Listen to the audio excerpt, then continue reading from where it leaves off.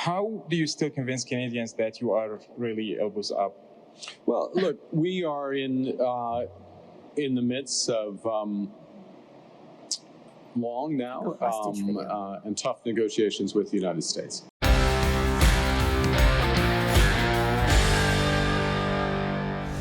Let's get into some of the Mark Carney tariff stuff because, well, I'll show you the clip as one astute CBC panelist pointed out on I think it was At Issue, one of their unwatchable panel shows last night. She won't be asked on again anytime soon. But anyways, Globe and Mail article says Prime Minister Mark Carney says he sees little evidence that it's possible to strike a deal with President Trump that removes all the U.S. tariffs on Canadian goods. That's what the Globe and Mail is reporting. Well, I'll be darned.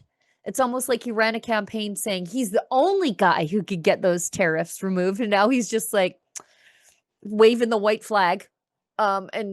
Which is what he knew from the very beginning. There was no way, but he was, talk about Project Fear.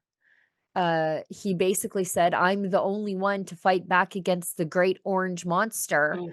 And he ran with his anti-Americanism rhetoric. The boomers who vote liberal bought it hook, line, and sinker. And here we are. And Carney is admitting that he probably knew from the very beginning there's nothing that he could do to change this. Well, except deal with the dairy cartel, but that's another story. Yeah. Let's show the clip I alluded to. I think it's CBC. I think it was At Issue. Kate Harrison says Carney billed himself during the election as the guy that could get a good deal for Canada. And wait till she tells you about the tariff rates now versus then when he said that. I want to start with you. It is a fact that other countries are not getting deals that don't include tariffs at this point. Was this the inevitable conclusion of where things were going to land for Canada? I'm getting very confused, Catherine, about where to put my elbows. They're up and they're down, and if they keep moving that way, we're going to look like a bunch of chickens. The Prime Minister has an expectation management problem. You referenced it off the top. He billed himself during the election as the guy that would get a good deal for Canada, and the reality is that our tariffs are higher today than they were on election day. We had the doubling of the steel and aluminum tariff. We now have this August 1st threat. So we don't appear to be closer to a deal than we were on election day. And that is a problem for the Prime Minister because he billed himself as the guy to get it done. So what can Canada be doing if tariffs are the reality and other countries have them as their reality? What are we doing to systemically make investment in Canada better? So far, the proposal has been to expedite energy projects to, 2 years, while other jurisdictions are moving faster than that. The U.S. is changing things like their corporate tax rate, or they're at least looking at systems to attract more business investment, and that's totally absent the tariff conversation. So we seem to be very focused on, how we might tax bourbon and ketchup a little bit more to hit back against the Americans and not addressing some of the big challenges that exist for Canada's economy to thrive. You do say we do not appear to be any closer to a deal. I think we have to acknowledge, and it's something we heard a few times during this show, we just don't know what's happening behind closed doors with negotiations. We may well be closer to a deal. CBC. We may not. No one. Part of the challenge I would observe is that it's been the Prime Minister that has been setting deadlines that the U.S. seemingly is not abiding by. We had this conversation about an agreement to agree around the G7 within 30 days. Then that got moved to July 21st. Now it's looking like August 1st that ostensibly something could happen. And the U.S. are certainly not the ones setting these deadlines. So again, the Prime Minister has August 1st does seem to have been set by the so president. So was the 30 days exiting the G7. So my point is that the Prime Minister is the one that has raised expectations, and now he is having a difficult time meeting the expectations that he has set. This report is brought to you by Alberta powers Canada, but Ottawa keeps limiting our potential. The Alberta Next panel wants your ideas to strengthen our sovereignty within a united Canada. Help decide what's next for Alberta.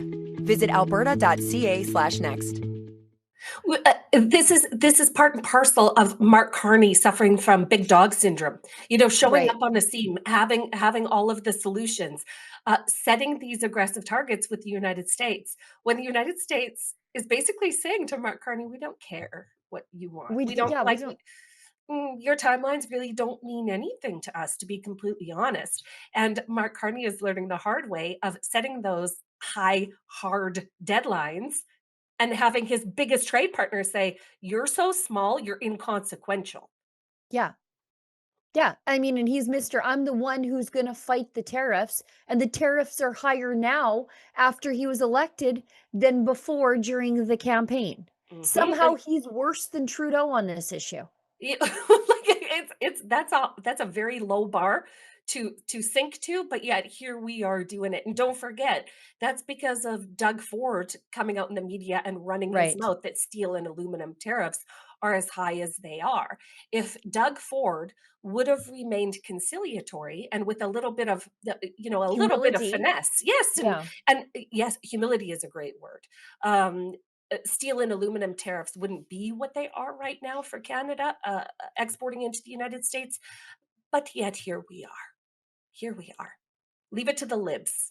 Leave it to the libs. Now, Carney today was touring naturally a steel plant in Hamilton. And so we have some of those clips coming in.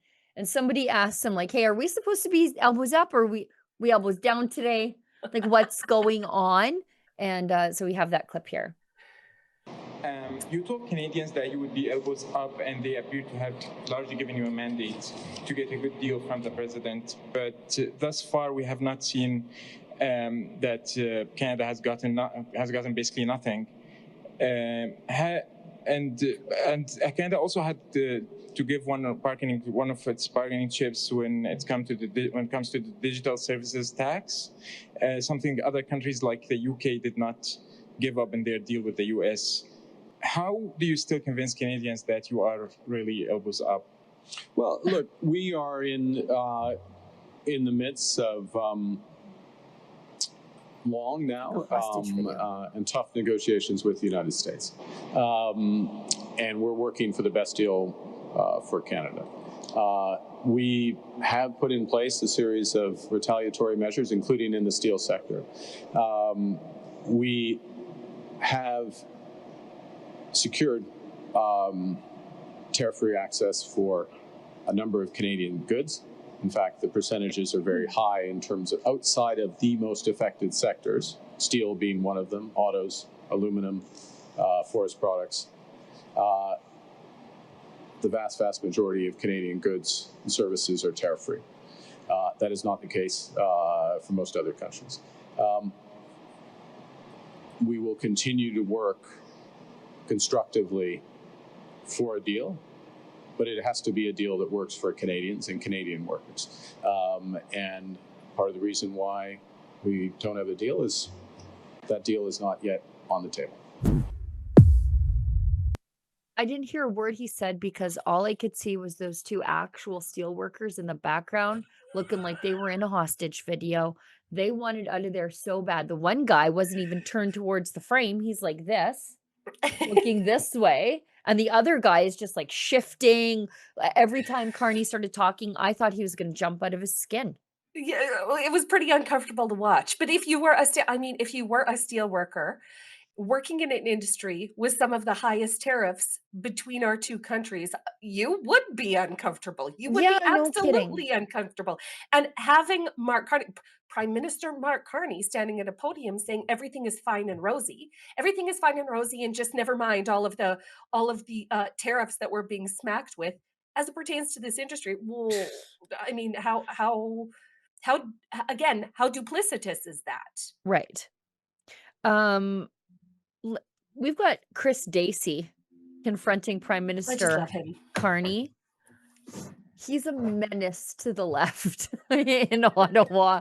And I He's a just darling. love it. He's like just a one-man wrecking squad. They don't know where he's going to be next, what he's going to do.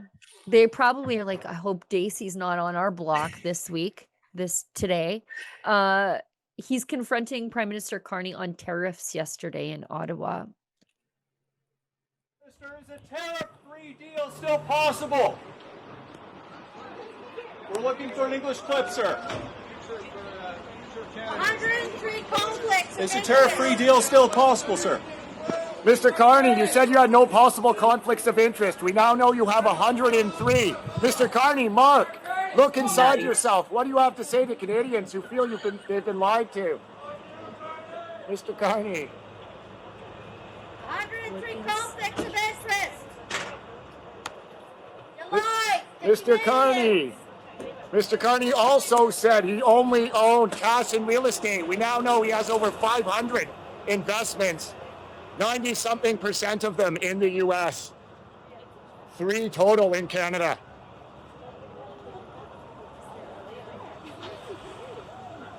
No answers for legacy media today, no answers for Daisy Media either, as Mark Carney rolls out of here. Tariffs still in place. Lies aplenty. Look inside yourself, Mark. Look inside yourself, Mark. What do you have to say about all of those conflicts? What do you have to say? And of course, he has nothing to say, because it would be very, very difficult for the Prime Minister of Canada to come out and say, all right, like I lied through my teeth. I'm a snake oil salesman, and I sold you a bill of goods that I can never cash. Like, Yeah. It'd be real hard for the Prime Minister to say that. Yet that's where we find ourselves, Canada.